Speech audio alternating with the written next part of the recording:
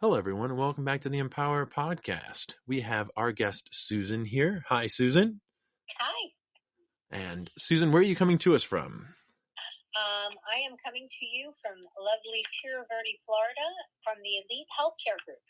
I am a travel staffing firm and a local post-surgical recovery care firm as well. Awesome. Thank you for including that. Everyone, again, if you don't know what Empower is, it's a podcast run by healthcare professionals for healthcare professionals, establishing and achieving milestones, not alone, but together as a community. And with continuing goals, such as having legislation passed not only in the state of Colorado, but throughout the whole United States, mandating employers to provide and support employee wellness programs through a minimum of 8 wellness days per quarter for all healthcare professionals, a minimum deposit into an HSA account per quarter that is tax exempt at the federal, state, and local levels, and the establishment of an anti-retaliation department that is run by a third party. At Empowera, we believe in the power of community, diversity, and inclusivity to create positive change and improve society. Our podcast aims to amplify voices that often go unheard, featuring interviews with individuals and organizations who are making a difference in their communities and beyond. Through thought-provoking conversations and inspiring stories, we strive to raise transparency and awareness and promote action towards a more equitable and sustainable healthcare realm throughout the world. Join us as we explore new perspectives, challenge assumptions, and work towards creating a brighter future for all. All right, I'm going to go straight to you, Susan. We're going to start off if we can. And before we go any more, let me think about this because I'm still getting into this. If you can follow, if you have not, on all of our platforms, we're on an extensive amount as well. And I believe you are as well, Susan. What are your platforms? What are the platforms? So we're on Spotify, YouTube, Apple Podcasts, which we did get handled through the tech support here group. Got that in. We do have the updated amount now on Apple Podcasts for those who were maybe looking for the 8 some episodes that were missing. We're looking into extending on to, we're already on, what is it? Substack is another one. Let me see here.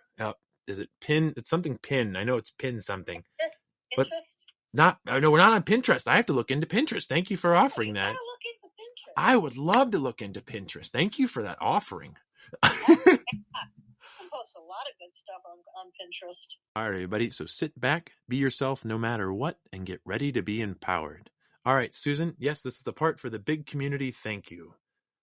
Okay, well, I recently went to New York for just a couple of days, and we went to Hudson Yard, and there was a company there called the Runway of Dreams Foundation, and it really touched my heart because what they had on display there was amazing.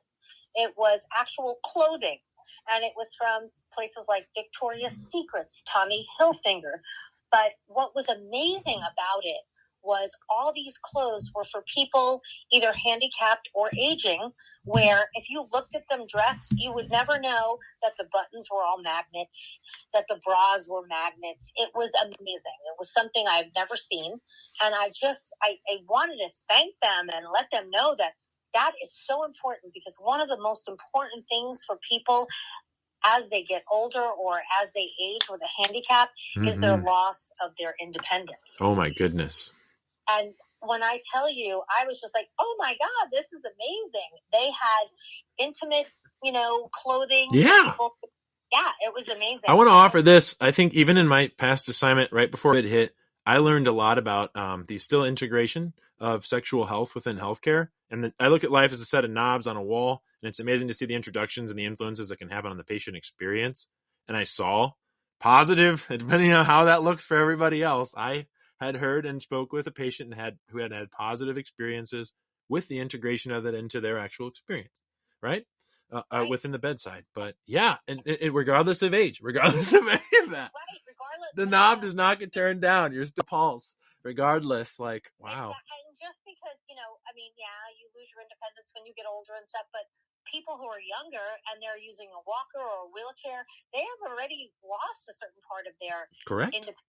And the Runway of Dreams basically just empowers people with disabilities to have the confidence and the self-expression through fashion and beauty inclusion that everyone else gets to have, that they forget that just because someone's handicapped, that they have feelings. They want to feel like they belong. And, Runway of Dreams is just, they've got a big shout out for me because they work with people with disabilities to access the fashion that excites them and empowers them. Yeah. And they raise awareness and they educate customers. Like, I have to be honest with you, I've been a nurse for 25 years and I didn't know this existed. And I was just like so enthralled by it all because, it develops the next generation of design innovators to provide fashionable adaptations for people with handicaps. And I just really would like to give them a shout out. Wow. Runway of Dreams, right? Runway of Dreams That Foundation. is absolutely something I have not heard of them. That is something to, wow. I'm gonna have to definitely look in, and it is because you're right. They're human, just like us all, So it's, and they have needs. They have the things that they're looking for, in life, to be able to just enjoy a life and have a life worth living and a life that they love, And that's one of our overall goals so far in life, at least what I've seen so far in my meandering experience. Yeah, and they don't just have, and it's possible. They don't have just the campaign for the inclusion. They have adaptive runway shows. They have scholarships. They have summer internships. They have college clubs.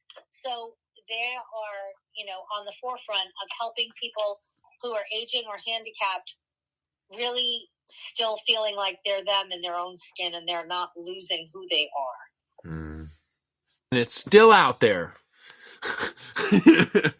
That part of humanity, that humanistic approach, that holistic approach, in whatever way it comes out. And it can just be presents or even a piece of clothing, in whatever way it comes out. Wow. Or a box of tissues. Exactly. Oh my goodness. I can't tell you how many stories come from a box of tissues. Even at bedside or not, So I wanted to go ahead. I have to say, this is, like I had said in previous episodes, I asked myself at a certain part in the episode, Brett, does this guest make you feel empowered? And Susan, you definitely make me feel empowered. Thank you. Oh, I'm so glad. After the day I've had, that sounds great. I get it. I get it. As a nurse, I've witnessed firsthand the evolution of healthcare over the years. And with 2024 coming up, we stand on the cusp of significant changes in the healthcare landscape. Yeah, what is that like for you? While the future may hold some uncertainties, I do believe that nurses play a pivotal role in shaping the path forward. And I just really feel like there are so many subsets to this that should be touched on, like patient-centered care. I recently did 2.5 years on the front line for COVID before I started my agencies. Thank you for your service. And I saw so much stuff that really didn't make the patient the center attraction. And it's, as a nurse, you're a nurse. You're not a doctor, and I get that.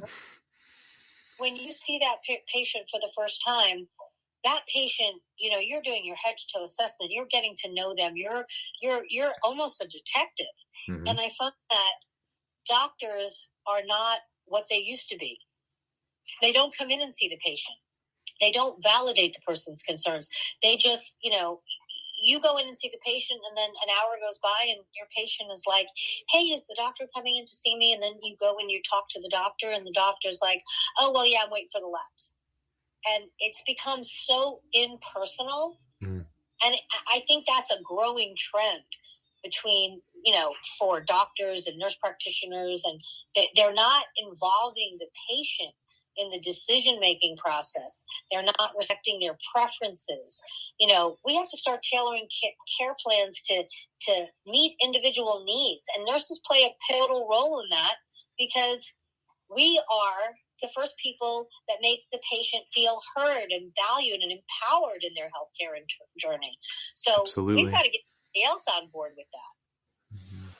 Yeah, and the whole healthcare team in general. Because, I think I've even shared, too, in past episodes, not here for he said, she said, but and it is, I think it's a recurring thing, is the overall experience, at least I can share from mine, what I've got from what it is you said was, some of my best moments have either been in a room where a patient was unconscious, but I still talked to them. And it literally helped me throughout my whole shift because they were the one patient I really I don't know, ones you keep an extra eye on. Not to say that you don't do that with all of them, but there are high risk patients, and there's various of triage you have to do even throughout your shift to delegate, prioritize, and assess, like you said. Um, and how much of the overall other members of the healthcare team have that influence on that? Even environmental being there to say, hey, I saw this in the room. Okay, thanks. Like, I didn't know that. I was a patient transporter first before I was a nurse. And after that, I became a nurse technician, as they said. It was the in between CNA and nurse, where you just literally couldn't pass meds, but still was to see that overall distinction. I was thankful I was a transporter to see like what area of the hospital I honestly wanted to work in, because it came down to that team aspect and what I saw when it came to. And I think the only real areas that I saw in my examination where the doctor was more present was in the ICU or the any kind of an intensive care unit. Sometimes in the ED, I'd have to have you vouch more for that. Beginning of my career, I did start in an ED. As a new grad, it was a lot for me. I declared it, and I moved forward and recreated, and just saw what I could generate out of that overall experience in life. And I don't think there's anything wrong with it. I think it was interesting to try on and see what it was like. And we all, literally, as they say, it takes a specific nurse for that. And it could be if they're not in the one specialty that they were and they're trying it on and they're able to do it, or if it's just their own specialty for life. Sometimes, there are some healthcare professionals that's it, like that's their niche and they have fine tuned and found it. And there's nothing wrong with that either. That's great. No, I'm glad that nurses, like I said, I was, 2.5 years on the front line in trauma ER. That was a lot of work. And it was a lot of work mentally. I was in New York. I started out in New York because that's my home, and I wanted to go home and help my hometown. And I had my local news did some pieces on me from New York, and a year later. And I have to say that the things that I saw and the things that weren't addressed that should have been addressed, mental health is one of the biggest things that I saw not addressed for our patients. And that is like, how do you let that go along the wayside? That's not something that anybody should not address, especially, you've got all these people who their family can't come in and their family can't be there. And you've got a nurse practitioner running around with an iPad just so they can make a contact with their family. But they're not sending down. We have medical professionals. We have mental health professionals. And I do believe that that's one of the things that in today's society that it really needs to be brought to the forefront, that it's hand in hand. It's a multidisciplinary type of a thing. You can't just address somebody's blood sugar or their new diabetes diagnosis. They don't understand that they can't eat this, that, or the other thing. You've got to address that mental health concern. It's the overall well-being that has gained the recognition that I believe. I believe the focus will intensify in 2024. I believe that nurses will be at the forefront of addressing mental health challenges for their patients or themselves. Absolutely. You can't take care of anybody until you take care of yourself. And that's even, at least for me in school where they shared, and you're in a dangerous situation, what do you do first? You assess the situation. That's the first thing you do. And it's part of your own practice. Some people, and it depends on various disciplines throughout it, they assess the situation too. Firefighters, EMTs, they're all assessing the situation. And honestly, compensation wise, I want to make extensions out to them too, because I've heard ones that even a country that are working for the same company, and when it comes to how it is they feel their employer is compensating for their personal health and wellness, I'm telling you what, that part's identical. It's amazing to see that distinction and that conversation to be had regardless of where it was I went. And I can only imagine. It sounds like the story is the song remains the same. Not to quote Led Zeppelin or any of that, but there's only one way to really kind of say that in language sometimes is it does, in what way it comes out. So, wow. I think that there has to be a lot more advocating for a destigmatization for the mental health piece, because I think that that's why you have the nurses who are abusing some type of a substance and or utilizing the med room or taking their patients' medications, or these things are real. These things happen, and it's from stress and burnout, and it's from also watching their patients going through what they're going through. I'm an empath, and I feel what my patient goes through. I get that. And, when you're given an assignment of 8 people and you're worried about getting everybody, what they need, and then 6 o'clock comes and that's like the witching hour, and now you've got 50 orders and you've got 8 patients, and you're going out of your mind, and then you have nurses who are coming on who are not willing to help, or they're not willing to, I'll stay late so I can help you finish this, and this is what happened. Another, where there should be more unity. And I think that's where the nursing shortages come in, and the workforce challenges. I don't think that we're going to see any less of a shortage going forward. But I also believe that one of the biggest reasons that I started my staffing agency was because I saw what we were doing. And while you want to go pay, $300,000 for a season ticket, but when you bring somebody into the hospital and we save their lives, that's only worth what, $30 an hour? That's absolutely right. Wow. That's one of my, you don't have a problem spending, money on season tickets to see the Yankees, or, right. Season tickets. No, and that's seasonal. They know that. That's planned. And what we exist in is chaos. It's organized chaos, in my opinion. And it's you go into that, and into what comes out of it. I think what's interesting is I can share this too. I just heard off the phone today because I'm trying to also recreate and also be a referral for local places that I've worked, and I approve of what it is they're doing, because I can do that as a consumer and as an employee of the healthcare system.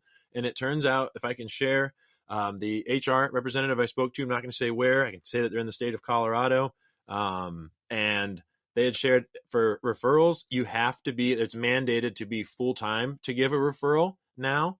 And it is a $1,000 referral given over 12 months, which came, what is it, $83.33 a month.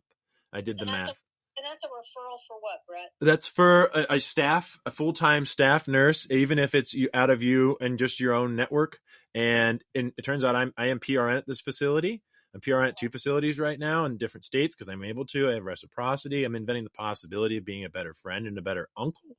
And I'd rather see what that looks like within the industry and what I'm really up against in today's living quarters, and with the cost of living not going down, but up. And to see what that looks like. And if I wanted to have a referral, say, and help out in my overall state where my licensure is, or in my overall ability as a citizen to be able to vote, that's what I'm up against. I can't be PRN and do referrals and get at all. You have to be a full-time employee and then have $1,000 distributed over a year. And to see that you've probably, I don't know if that's a conversation you've already had and moved forward having it now, and it's interesting to see what that looks like. Yeah, it's definitely challenging. I will say that I was in the emergency room at Ben Taub in Houston, Texas for 9.5 months. That was one of my COVID response places. And I will tell you that one of the best things that I've ever heard of is Safe Harbor. Have you ever heard of Safe Harbor? I've never heard of Safe Harbor. Yeah. Would you feel free to share?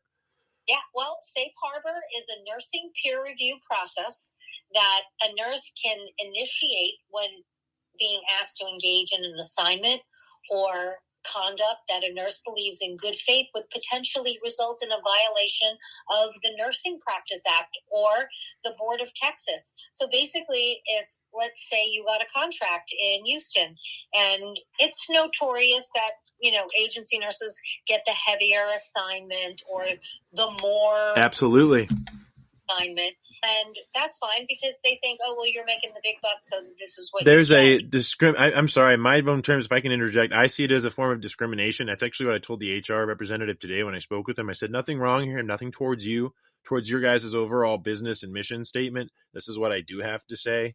And I said, I feel discriminated against just for being a PRN employee and still being able to try to help. Like, that's what we're up against, I feel. So the Safe Harbor is really good because it basically, nurses can invoke Safe Harbor law when accepting an assignment or an order, that maybe you're questioning this order, or maybe you're questioning yourself. They put you in an assignment that, hey, I don't do ventilator patients. Well, you're going to do them tonight. I've seen that happen in the field too. Yeah. and you're putting your entire license on the line. You went to school. Let's say you're a nurse 10 years. Let's say you're a nurse 20 years and you're ready to retire. And they're going to pull your license from you because you took an assignment that was too heavy for you or you didn't know. Oh, hold on. Or can I add into this? I'm fine with this. I was taught this from my NCLEX review by one of the best nurses out there. She was not affiliated with any big programs. Her name was Renee Buscha. She had her own program. If you give me chronic stable patients with predictable outcomes that are within my specialty, you got me. I'm on board. Chronic stable patients with predictable outcomes. And what that looks like through whatever lens for employers or whoever is assigning the overall assignment or the day or the week, whatever it may be, that's what that looks like for them. But I don't feel like that's asking too much, and anywhere. And if the demand is so great, and wow. Yeah. So, but Texas, well, the sad part about the whole thing, Brett, is Texas is the only state that has a safe harbor that I know of. Wow. My last guess was she is down in Texas right now, Jocelyn, but that's interesting to see. And you said you're in Florida from New York. I'm just and there's nowhere else there. It's amazing there's licensure, reciprocity in 40 plus states now. And then there's ones that take 3 months to get, and anybody knows what those ones are, or there's you still have to do stuff on paper and send it in. Nothing wrong here if that's the way that it is. But honestly, I think the ease of process for the way that what is happening in healthcare, is that. I mean, and seeing that's one of the things that we're up against is a delay there. And that's just, some of that's just a waiting game. I mean, I'll never forget too, the last one I was most burnt out from was the one in Oregon, not to put down anything there. They're creating a lot. Just what I was getting into and just learned to recreate and disappear the upset it wasn't about how much I was making on assignment. That wasn't it. It was feeling that overall team member, ability, and not having a distinction. Like you had said earlier, that meant a lot. Susan, was the distinction of staffer versus full-time versus, and whatever that looks like, because the titles are all changing right now. I was offered a PRN position, which was technically mandated 2 shifts a week with no benefits. And I was like, that's not PRN. Like, that's part-time. And they said it was called super per diem. And I'm like, there's so many distinctions right now through language. And it's for those who want to stand and they know what it is they truly want. And to see that and see who's supporting it, and some who are even like, it's possible. We can look at it and nothing wrong here from what it is we're seeing. Just some stuff is literally just a conversation, Yeah, I had a young lady call me today who was interested in she really wanted to just be her own individual nurse, and she wanted to contract out to the hospital just her. She doesn't want to have a staff.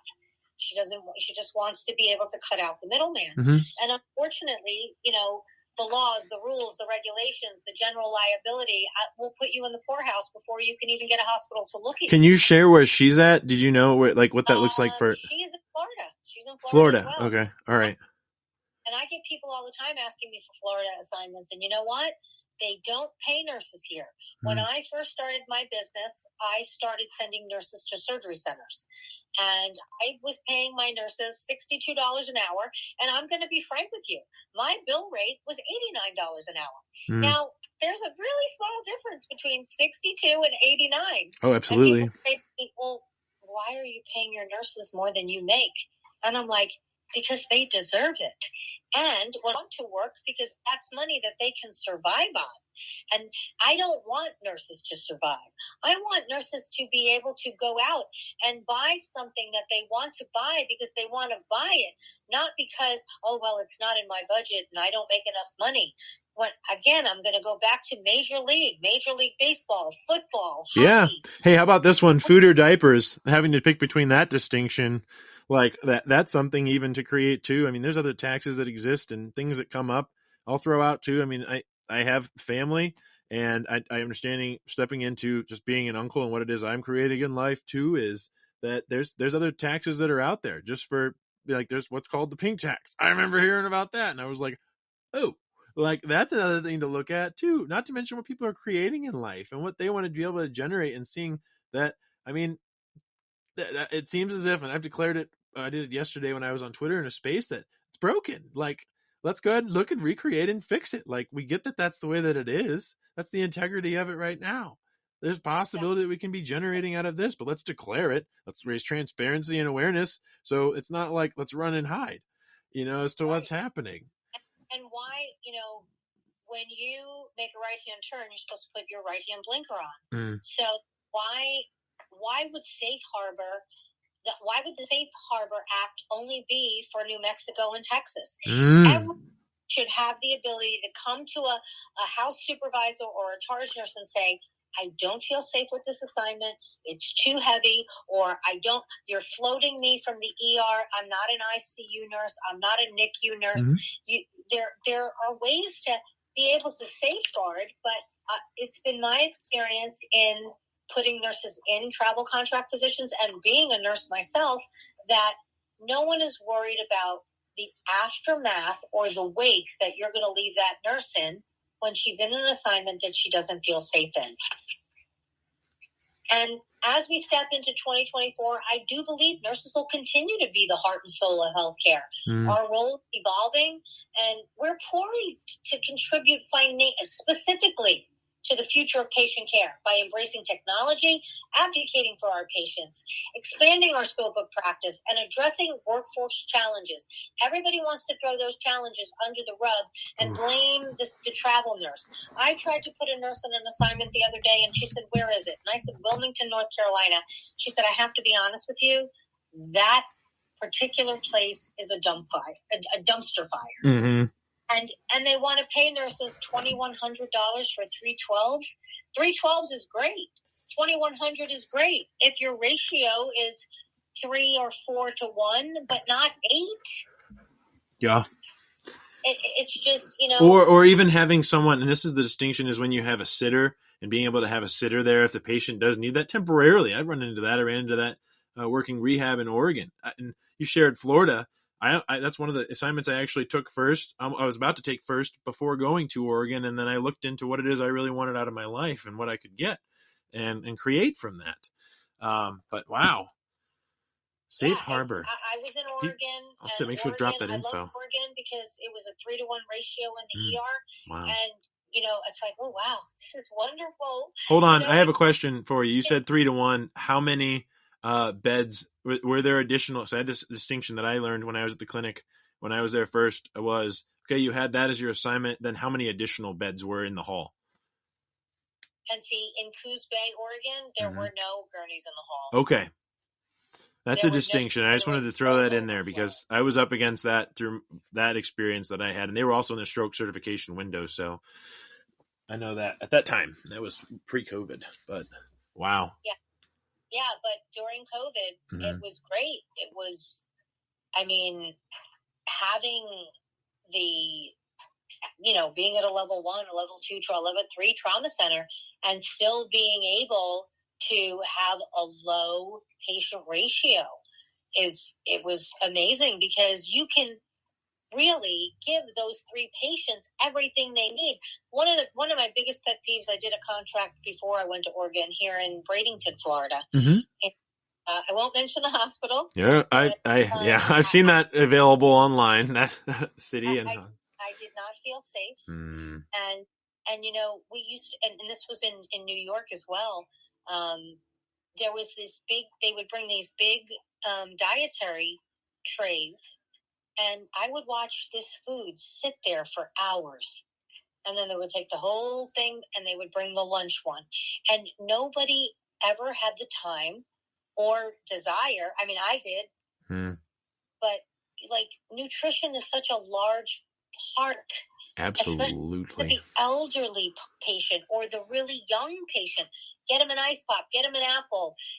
Even if they're not feeling well, if you can get them, that blueberry muffin and warm it up for them. Don't just go in there and drop stuff. I think the personalization factor, nurses have become so overwhelmed with the amount of patients they have to care of, the amount of patients that they have to provide for in the people go, oh, it's a 12-hour shift. That's a short period of time when you. Oh my gosh, you blink your eyes. I tell people that too. Going in and out of shifts, I've been like, hey, yeah. They're like, have a great shift, and they're like, oh yeah. I'm like, well, blink your eyes. It'll be over before you know it. And it's that's what that blink looks like too. That 6 o'clock witching hour comes, and everybody needs a blood sugar, and everybody needs the new beds, and then and it's like, oh my gosh, I can't do this. with what it is that's pre-existing, and being able to look at that. There's a post I saw online that showed this list. It said waiter, drug dealer, therapist, secretary, chef, electrician, pharmacist, hairdresser, physical therapist, family counsel, plumber, scientist, bartender, occupational therapist, dietitian, speech therapist, engineer, phlebotomist, and RT, and then it just says nurse. And it's interesting. I have a friend who is an RT. He's done travel, mainly more local, and that used to be a nurse's job. That was the respiratory nurse. And then there was a distinction, I think, in job title and recreation within the healthcare system prior to me even being born. I know when I worked as a transporter, there used to be a respiratory unit. By the time I was done being a transporter, that wing had been closed in the hospital. Wow. Yep.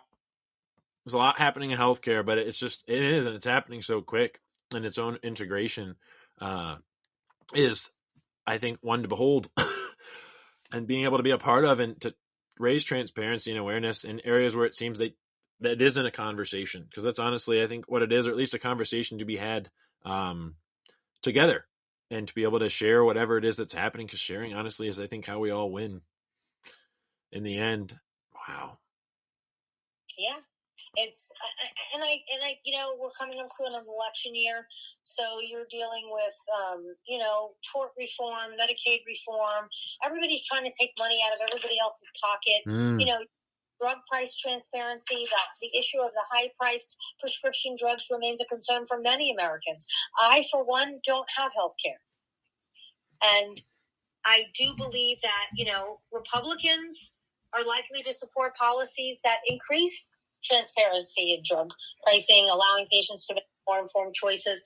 But again, from jump as a nurse, when a patient's being discharged, it's important to go over those prescriptions. A lot of people don't, they give you your drug list. You say, okay, well, what do you take this for? Oh, I don't know.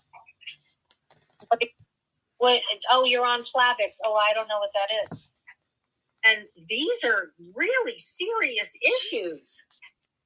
Yes. That again boils down to, as far as I'm concerned, time constraint. And you saying, okay, it's really not important that I get my patient a tray. I really got to get this potassium level drawn, or I got to get this person to X-ray, and because they're I mean, there are so many things that have to be addressed, but one of them is the patient nurse ratio. The safe harbor. If safe harbor is okay for New Mexico and Texas, then it's good for all the other states too. Let's try it on. And that's why a lot of nurses travel, because they don't like the rules, the laws. I mean, I have people all the time, hey, what do you have that's not HCA? Like they have a bad reputation. Yep. And that's going to continue.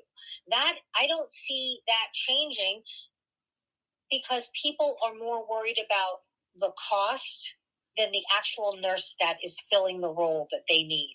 I mean, I have resumes around me all over the place of amazing nurses, but they're going to be particular in the contracts that they take, because they don't feel supported in certain hospitals or in certain disciplines.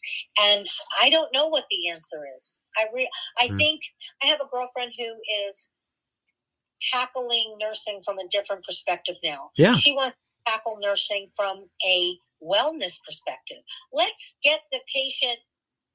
not let the patient get to intermittent claudication diabetic. Ooh, preventative measures. Speak to prophylaxis. Yes. Their diet. Let's get them to share with them all the free things in the community, the free yoga on Saturday, the free beach shuttle that will get you to the free yoga.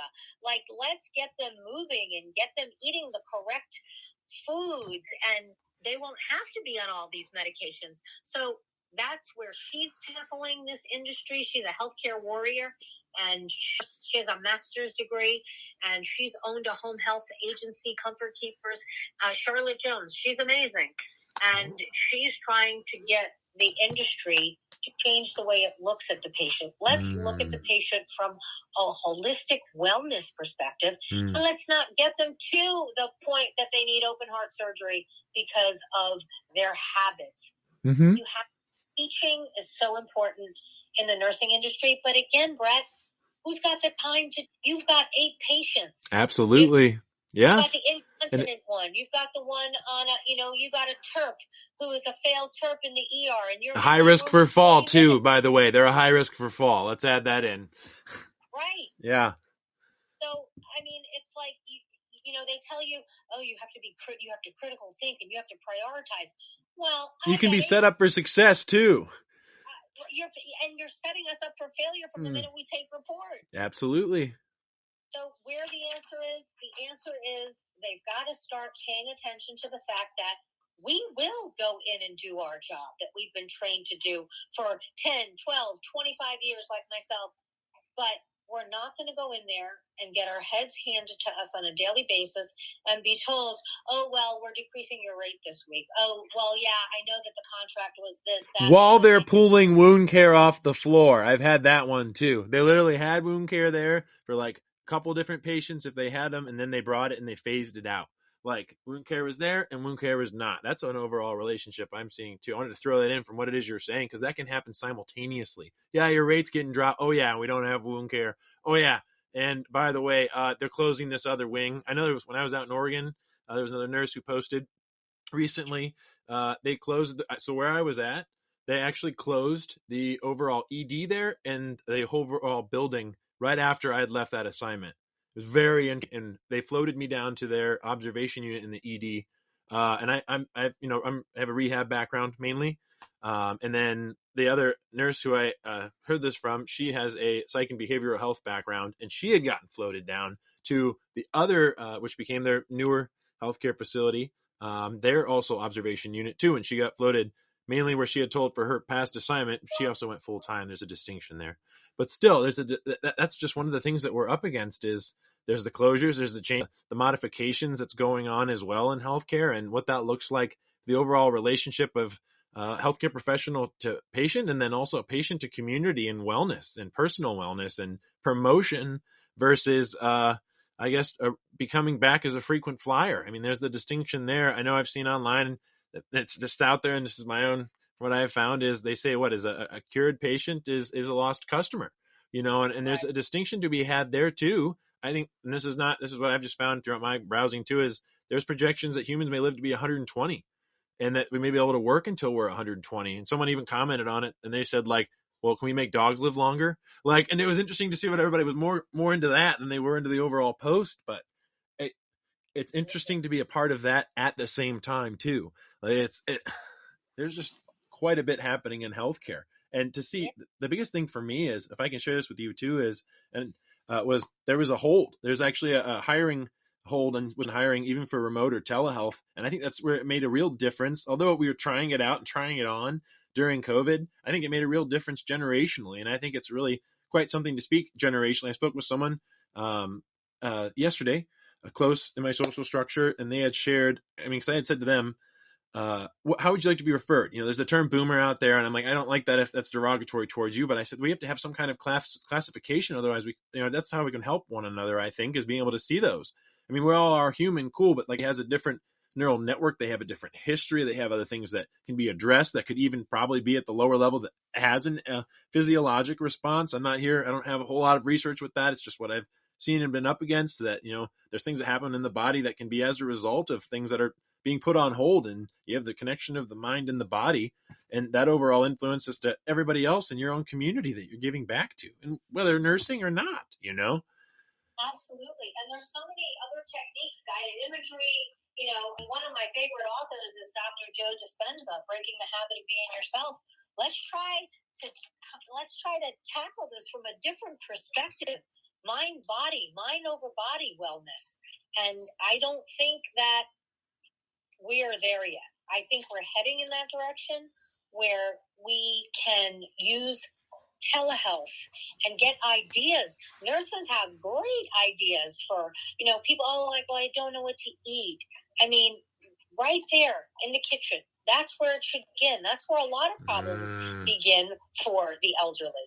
I was just talking to a friend when I used to go to, I was a regional care coordinator for Comfort Keepers, and I would go into the hospital, find out what the discharge plan was, and then go meet them at the house. And what is Comfort Keepers? I'm sorry, Susan. Comfort Keepers is basically a private home health agency that provides home health kits and companions to help people in their years who need somebody to help them grocery shop. Understood. Or okay. do laundry, Activities of daily living, something. so they can still promote and live a life worth living and a life they love, because they know what it is they need in their life. And wow. Exactly. Where are they? Wow, I've never heard. I love what you're sharing. Thank you for sharing.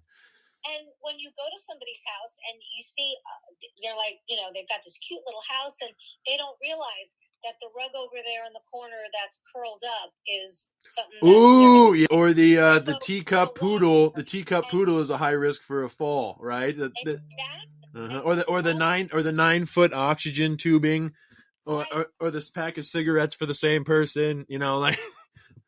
Exactly. And it's life experiences that defined our identity. Absolutely. And I think if we continue going in the direction that we have been going, worrying about financial as opposed to worrying about the individual, that we're never going to accomplish what we're supposed to accomplish. And unfortunately, nurses are going to stop going into the field. I have nurses contacting me all the time. Hey, what do you have that's remote? I don't want to do bedside anymore. And I can understand that. And I tell them, I try to keep my agency small and intimate. Right now I have a great assignment in a little place called Cartersville, Georgia. The ratio is 1 to 2, and it's $26.60 for 3 days. You can give me 2 patients all day long for $3.12. This is what specialty? I'm sorry.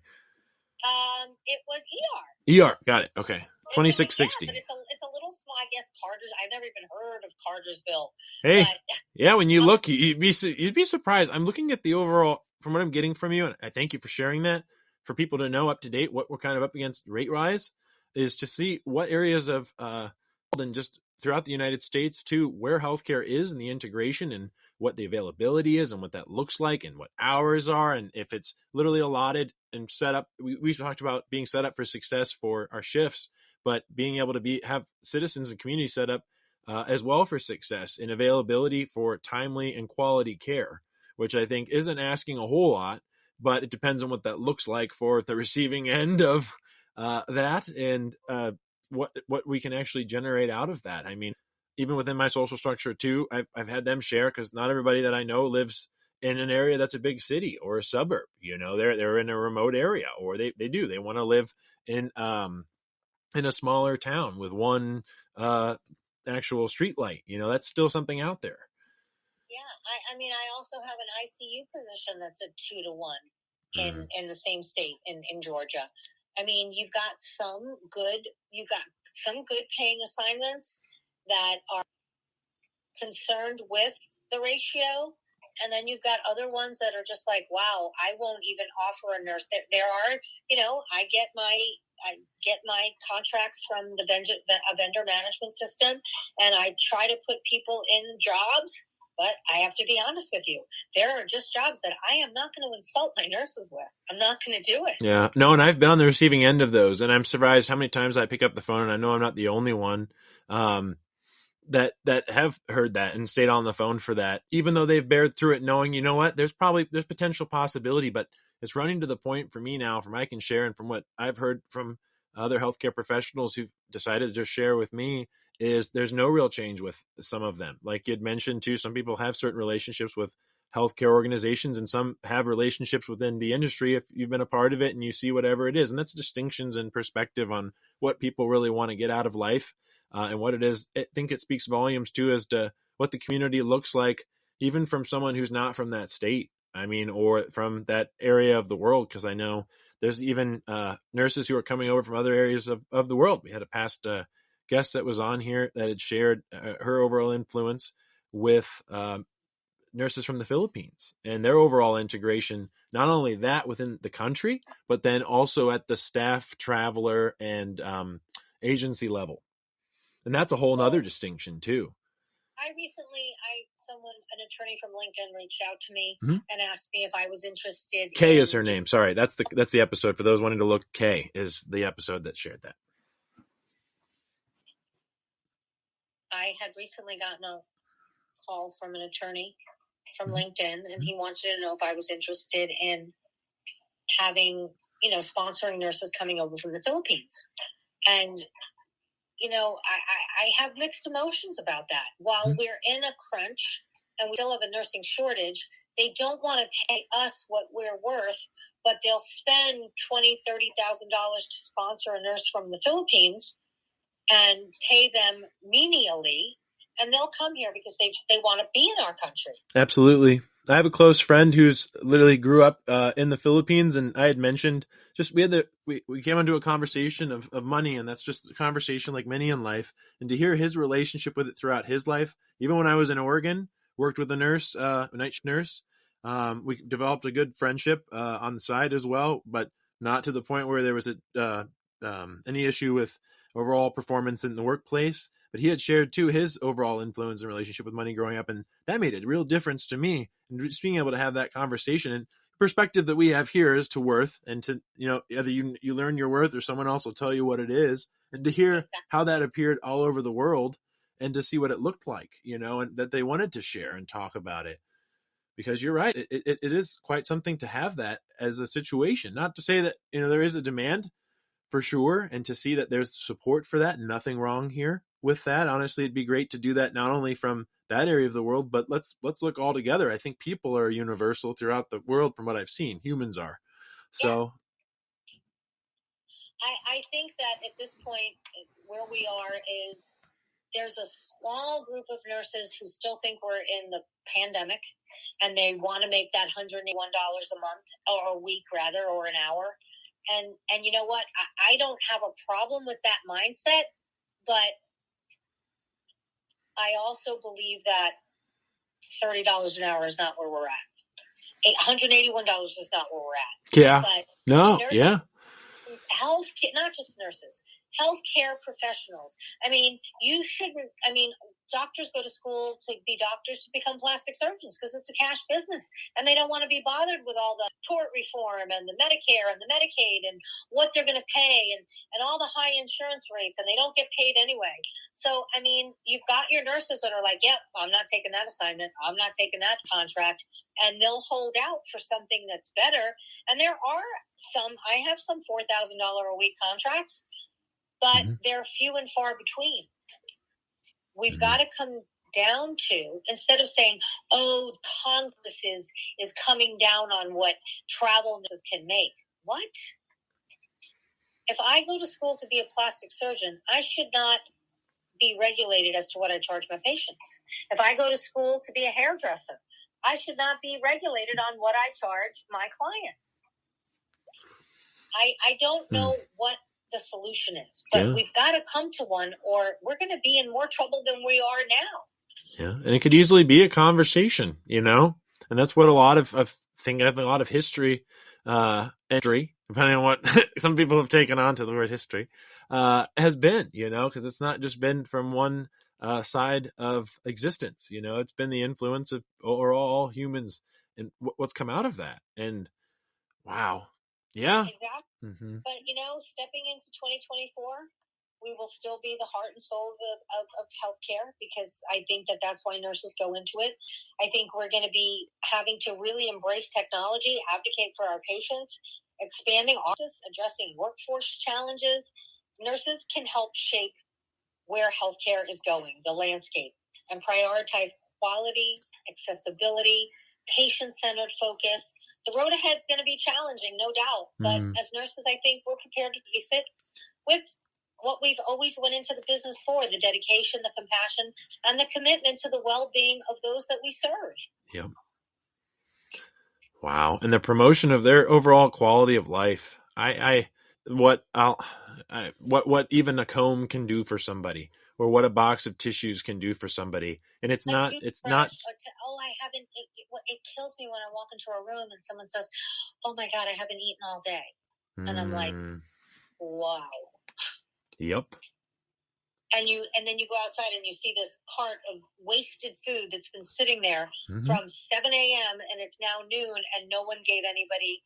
I would walk around. And you wonder why someone's hypoglycemic. And you wonder why potentially. Right. I went into a shift someone whose blood sugar was great the last 2 weeks, tracked it myself, had my own personal trend watching it, went up to 400. I'm like, what did they have for dinner? Like, I don't even know what it was. Where's the menu? The menu seems to go to the patient, and then they get to circle it, and the nurse is like clueless. You're the one that's literally typing it into the computer, and it's like, isn't there a way to really integrate this? Because that's something I want to look at. That, like, okay, great, their iron's low. Have they been eating meat, or have they been eating something high in iron? Have they implemented? And not to fixate on trying to fix it with pills either, to see that overall ability of it can be what they eat first. Let's look at that. Yeah, and one of the things that I noticed a lot, no one cares what fluid they're hanging.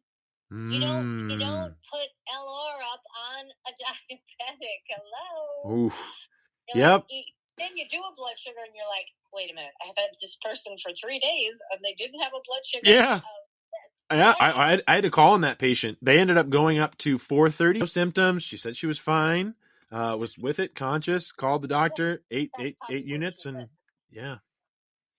Sometimes they live there. Their body is so accustomed to that. Oh yeah, and there's not everybody that's not in the hospital. I mean, I've worked long-term care and skilled nursing. It's kind of what I'm doing right now. Is not that's their way of life. That's their home, and that's the way that they see it. And we may not see it that way, but they do.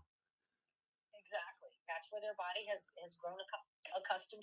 And we've got to do something to change the overall load of the nurse to make the quality care that we give better. Because if look good, feel good, do better, that's wonderful. But these nurses are overworked, and then you've got that mandatory overtime, and then some. What about the states? And hold on, we have a shared governance meeting too in the morning. If you'd like to attend after your night shift, what time is it at? Oh, it's at 11. Oh, okay. Great. So you want to hang around? Yeah. Oh, wait, can I? And you're not allowed to stay on the clock. Yeah, you can go and sleep in your car or whatever. Like, they don't say what it is you can do. Yeah. Wow. Crazy. Crazy the world we live in. But hopefully through education and podcasts like yours, we can raise awareness. Oh, yeah. And maybe we can make a difference. Where I think the education is coming down to today, where my other PRN job is the emails that they ask nurses to do and staff to do to sign off. There's the education, I think, and the education is coming from HR to staff instead of healthcare professional to patient. That's an overall other discussion and just to look at and how that comes out and the influence too on the healthcare provider. Wow. Yeah, absolutely. There's a lot happening in healthcare, Susan. Yeah, we've touched on quite a bit of it. Yes, absolutely. All right. So, do you have any powering pieces of advice you'd like to offer to someone looking maybe to go into your line of work like you have? Questions to ask prior to employment, any of that? As far as just to keep that overall passion that you have, that is a drive that you have, the stand you continue to take today. And we can even lead into the quotes. I'm really integrating this part too, because I feel like those two kind of go hand in hand. Is it can even integrate with your quote, or is what you get from your quotes to bring us back here. Geez, I don't know. That's a hard one for me. That's okay. Nothing wrong here. I'm in no rush. So. Well, I mean, we could go as far as back as Florence Nightingale, and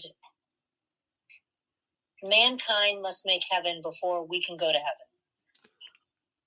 heaven. And I just feel like very first requirement in a hospital is that should do no harm.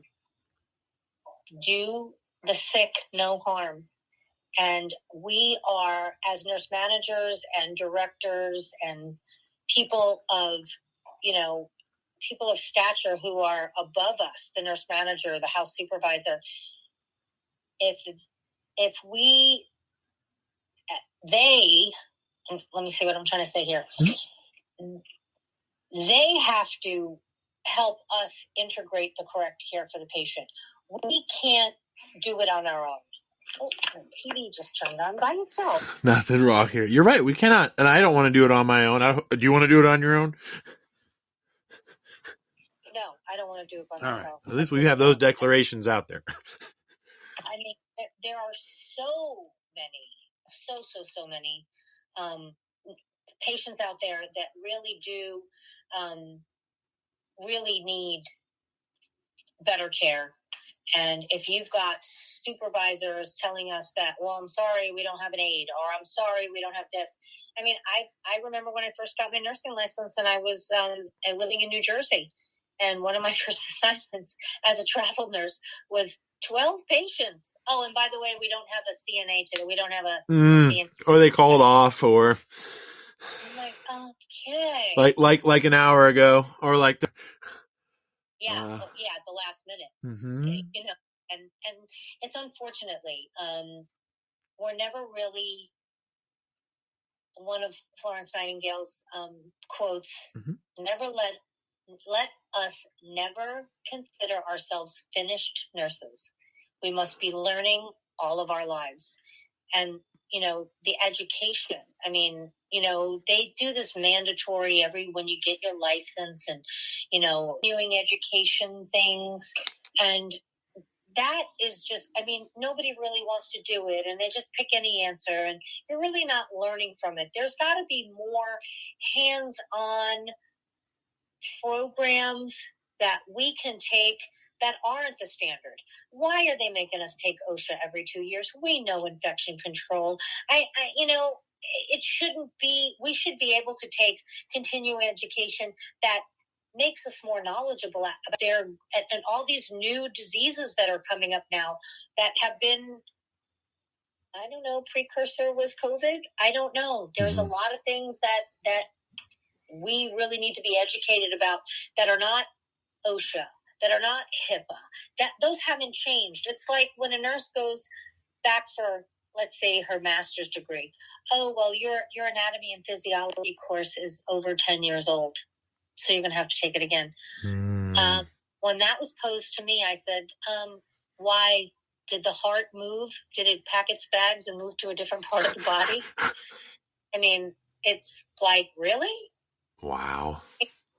I mean, how about making Spanish mandatory for nurses or a second language? I'm bilingual, and one of the worst things is for people, you know, you're getting reports from a nurse who isn't bilingual, and this poor person has been in pain all day and hasn't really been able to talk to anybody.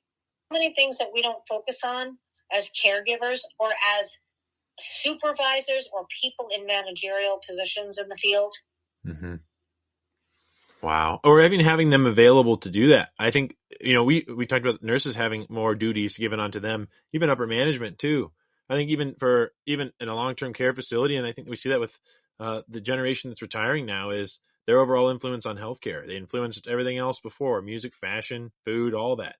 And now they're influencing healthcare. Ability to talk with the director of nursing and say, hey, this is what's happening in my facility, or this is even on their own ability to hit their call light and be able to mention, hey, like, this is what's happening in my experience, like, what's going on, instead of having an hour wait in a room waiting for whatever it may be for labs to come back as the nurse is handling whatever the other number of patients it is, or healthcare professionals in general in their own assignment that day or for that on that floor unit. Wow. Yeah. You know, nurses are unique.